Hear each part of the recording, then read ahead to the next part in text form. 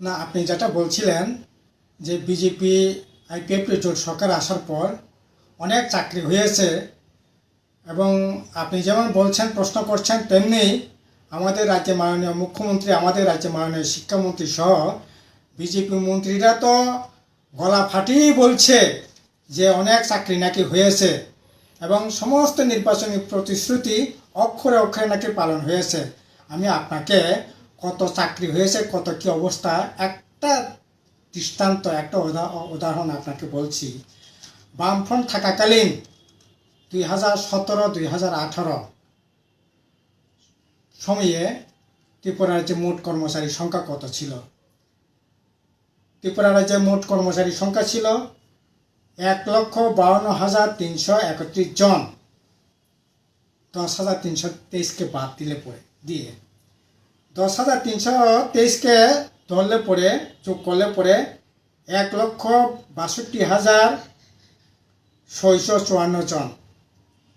আর BJP IPFT জোট সরকার আসার পর এই মার্চ মাস পর্যন্ত, গত পরশুদিন পর্যন্ত, এটা রাজ্য সরকারি তথ্য যেটা বেরিয়েছে, এটা হচ্ছে এখন মোট কর্মচারী সংখ্যা আছে রেগুলার, নিয়মিত, অনিয়মিত, মোট 1,37,582।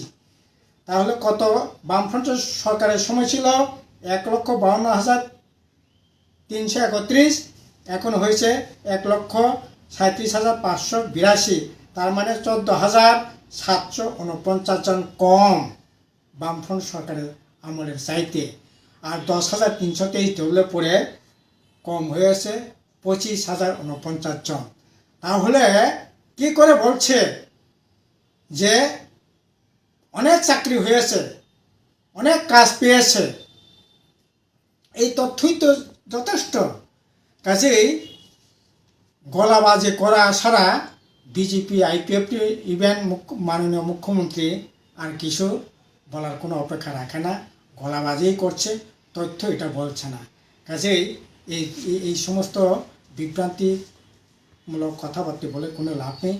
রাজ্য সরকারি যে তথ্য আছে, এই তথ্যই প্রমাণ বিজেপি আইপিএফটি জোট সরকার আসার পর চাকরি বাড়াতো দূরের কথা, চাকরি কমেছে।